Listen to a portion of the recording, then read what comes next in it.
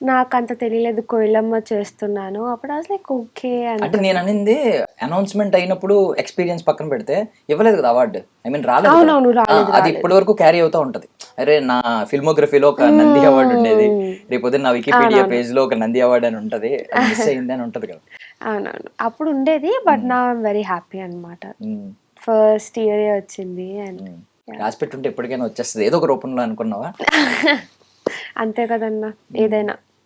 అంటే basic thing ఏంటంటే you are still in teenage, right? ఎంత ఏజ్ ఎంత? ఇప్పుడు 17 అన్న. 17. యా టీనేజ్ లో ఉండగా ఆల్మోస్ట్ 50 ఫిల్మ్స్ చేసావు. యా యా సీరియల్స్ కూడా ఒక 15 దాకా చేస్తుంటావు. Yeah correct. బా నెంబర్స్ ఎలా మ్యాచ్ అవుతున్నాయి నాకు అర్థం కాదు. రీసెర్చ్ చేసుకుని లేదు వచ్చి లేదు, అంటే ఇంత ఇంత ఏజ్ లో ఇన్ని నెంబర్స్ ఎలా మ్యాచ్ అవుతున్నాయి అనేది నాకు అర్థం కావట్లేదు. కొంచెం ఇంపాసిబుల్ గా అనిపిస్తుంది కదా, మిషన్ ఇంపాసిబుల్ లాగా. అంటే నాకు 3 years ఉన్నప్పటి నుంచి స్టార్ట్ చేశా కదన్నా, సో కవర్ అయిపోయింది.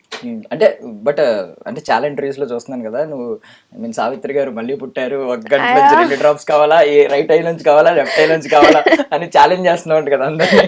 అవునా.